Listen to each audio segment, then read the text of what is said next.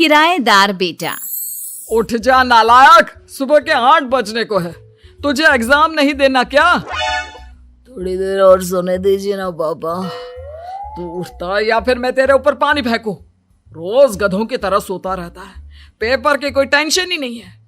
और एक हमारा समय था जब हम पेपर में फेल होने के डर से रात भर पढ़ा करते थे, सो ही नहीं पाते थे।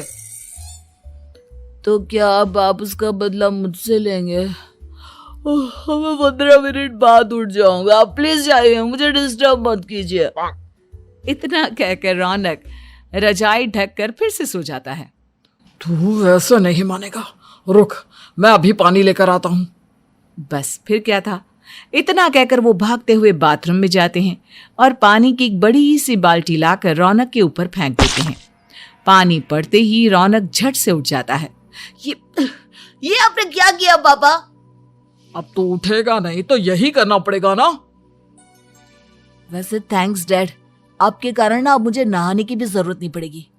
चलिए अब आप माँ से बोलकर मेरे कपड़े निकलवा दीजिए, तब तक मैं ब्रश कर लेता हूँ। वैसे कल ना आप एक काम और करना, नहलाने के साथ साथ मुझे ब्रश भी करवा देना। ये ब्रश करने में ना मुझे बहुत आलस आता है। रौनक की बातों से अरविंद का मुंह खुला का खुला रह जाता है। वो अपनी पत्नी कमला के पास जाता है और रौनक की हरकतों के बारे में बताता है, जिसे सुन उसकी पत्नी हंसने लगती है। तुम अपने बेटे को समझाने के बजाय हंस रही हो। रौनक बच्चा है, धीरे धीरे सुधर जाएगा, आप क्यों उसके पीछे पड़े रहते हो? अभी नहीं सुधरेगा तो कब सुधरेगा? 10वीं क्लास में है रौनक, वो अब कोई बच्चा नहीं रहा। अरविंद की इतना बोलते ही वहां रौनक भी आ जाता है। क्या डैड, मैंने आपको एक काम दिया था, वो भी नहीं हुआ आपसे। अरे क्या हुआ बेटा? माँ, मैंने डैड से बोला था कि वो आपको बोलकर मेरे स्कूल की यूनिफॉर्म निकाल दे, लेकिन मेरे पीछे पड़ने के अलावा इनसे एक काम ढंग से नहीं होता। देख रही हो कमला, देख रही हो अपने लाडले को? अरे आप चुप रहिए जी। चलो बेटा, मैं तुम्हें कपड़े निकाल कर दे देती हूँ। बस ऐसे ही साल पर साल बीतते जाते हैं, लेकिन रौनक के रवैये में कोई बदलाव नहीं आता। वो पहले से भी ज्यादा आलसी और पूरी तरह अपने माता पिता पर निर्भर हो जाता है। 2 साल बाद पता नहीं कहाँ गायब रहता है पूरे दिन, अब तक तो आ जाना चाहिए था। अरे आप इतनी फिक्र क्यों कर रहे हैं उसकी? दोस्तों के साथ खेल रहा होगा, आ जाएगा अभी। ये कोई टाइम है खेलने का? 10 बजने वाले हैं, इतनी रात में कौन खेलता है? कमला कुछ कहती उससे पहले ही रौनक वहां आ जाता है। मम्मी जल्दी से खाना लगा दो, बहुत भूख लग रही है। तुम्हें तब तक खाना नहीं मिलेगा जब तक तुम बता नहीं देते कि इतनी रात गए कहां से आ रहे हो। ओ प्लीज डैड, अब आप एसी पे प्रद्युमन बनकर मेरे सर पर बंदूक लेकर मत बैठ जाना। अपनी फालतू की बकवास बंद कर और बता कहां से आ रहा है। माँ अब समझाइए ना डैड को। बता देना बेटा, इनको भी तसल्ली हो जाएगी। आप बोल रही हैं तो बता देता हूँ, मैं दोस्तों के साथ मूवी देखने गया था, इसलिए देर हो गई।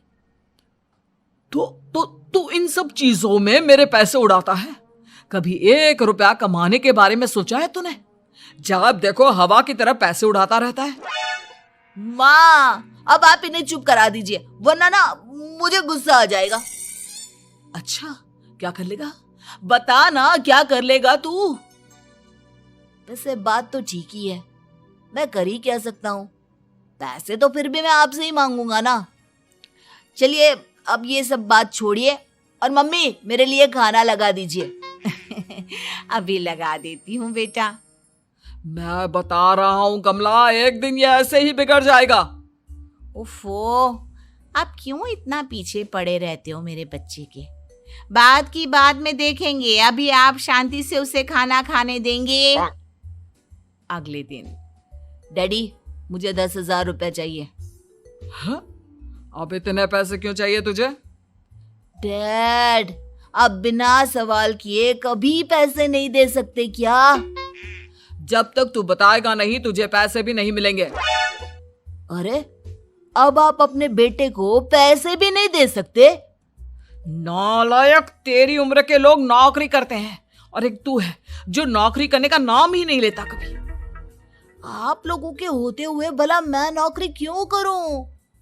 अरे हम कब तक पैसे देंगे तुझे? तुझे भी तो अपने पैरों पर खड़ा होना होगा ना। कौन सा उधार के पैरों पर खड़ा हूं? अपने ही तो पैरों पर खड़ा हूं मैं। इसी तरह रौनक दिन प्रतिदिन लापरवाह होता जाता है।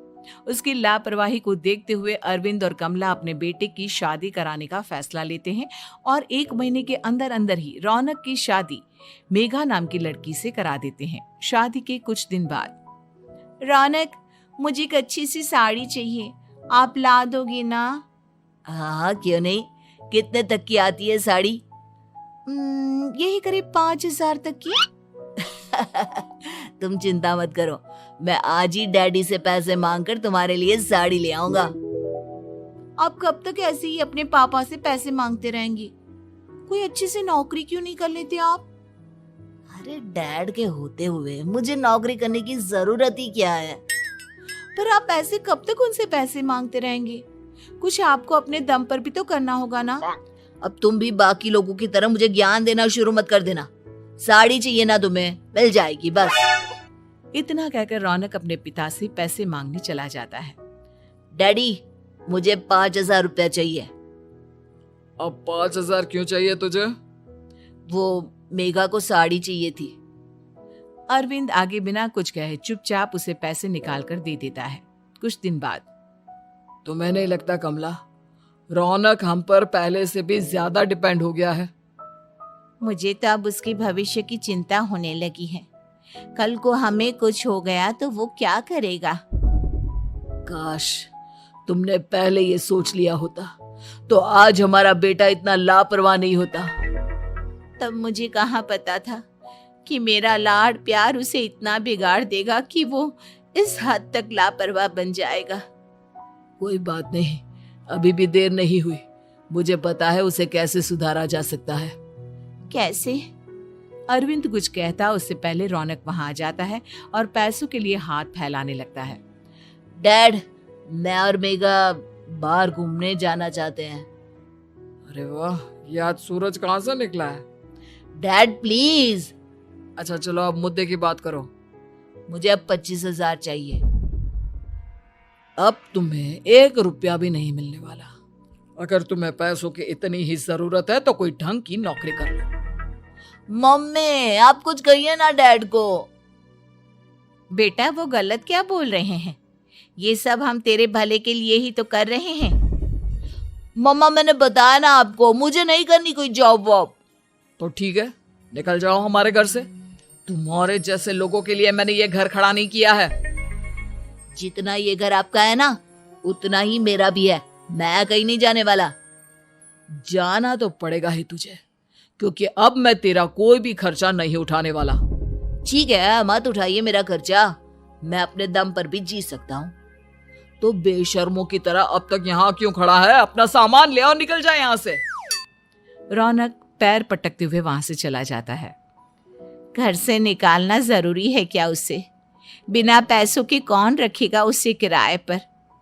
अगर उसका भविष्य सुधारना है तो हमें अपने दिल पर पत्थर रखकर ये कदम उठाना ही होगा। दोनों बात कर रहे होते हैं कि रौनक अपनी पत्नी के साथ एक बड़ा सा बैग लेकर घर से निकल जाता है, लेकिन घर से बाहर उसे कोई भी मुफ्त में अपने घर किराए पर नहीं रखता। अंत में थक हार कर वो फिर से अपने घर चला जाता है। क्या हुआ? थोड़ी देर पहले तो दहाड़ते हुए घर से निकला था, अब क्या हुआ? नहीं रखा ना किसी ने तुझे किराए पर? डैड प्लीज, मैं कुछ दिनों में कोई अच्छी सी नौकरी शुरू कर दूंगा। आप तब तक तो हमें रख लीजिए प्लीज। सुबह से रात हो चुकी है लेकिन कोई हमें रखने को राजी नहीं है। अब आप ही बताइए, इतनी रात को मैं मेघा को लेकर कहाँ जाऊंगा? ठीक है ठीक है, बहू की वजह से मैं तुझे घर पर रख रहा हूँ, लेकिन तू इस घर में एक बेटे की नहीं बल्कि एक किराएदार की हैसियत से रहेगा। 3 महीने है तेरे पास। इन 3 महीनों के अंदर अंदर मुझे तेरी पहली तनख्वाह हाथ में चाहिए, समझ गया? पक्का डैड, इन 3 महीनों के अंदर अंदर तो कोई बढ़िया सी नौकरी ढूंढ ही लूंगा मैं। ऐसे ही धीरे धीरे समय बीतने लगता है और अरविंद के दिए 3 महीनों में से 2 महीने बीत चुके होते हैं। पापा जी ने हमें 3 महीने दिए थे, जिसमें से 2 महीने तो बीत चुके हैं। अब ये आखिरी महीना बचा है। अरे तुम चिंता मत करो, आज मेरा ना 2 जगह इंटरव्यू है, दोनों में से कहीं ना कहीं तो जॉब लग ही जाएगी। अच्छा, all the best. Raunak interview के लिए निकल जाता है, जिसके बाद शाम में रौनक घर आता है। कैसा गया इंटरव्यू? आपकी नौकरी लगी या नहीं? अरे पहले सांस तो ले लेने दो अच्छे से। बताइए ना, मुझसे तो जरा भी इंतजार नहीं हो रहा है। वो दरअसल बात यह है कि मेरी नौकरी तो लग चुकी है, लेकिन पैसे बहुत कम है। कितने पैसे हैं? 15,000। इतने में अरविंद और कमला मिठाई का डिब्बा लेकर आ जाते हैं। बधाई हो बेटा। हम जानते थे तेरी जॉब जरूर लगेगी। लेकिन मेरी सैलरी बहुत कम है मम्मा। कम है तो क्या हुआ, धीरे धीरे बढ़ जाएगी। हाँ बेटा, हम तो बस चाहते थे कि तू अपने पैरों पर खड़ा हो जाए। मतलब अब आप मुझे घर से नहीं निकालेंगे? नहीं, ये सब हमने तुझे जिम्मेदार इंसान बनाने के लिए किया था। Thank you mummy papa. अगर आप दोनों ऐसा नहीं करते तो मुझे कभी अपनी जिम्मेदारियों का एहसास तक नहीं होता। आज आपने मुझे सिखा दिया कि इंसान का अपने पैरों पर खड़ा होना भी जरूरी होता है। इतना कहकर रौनक झट से अपने माता पिता के गले लग जाता है और अपनी कमाई की पहली तनख्वाह वो अपने माता पिता के हाथ में सौंपता है। इस तरह रौनक एक गैर जिम्मेदार व्यक्ति से एक जिम्मेदार व्यक्ति बन जाता है।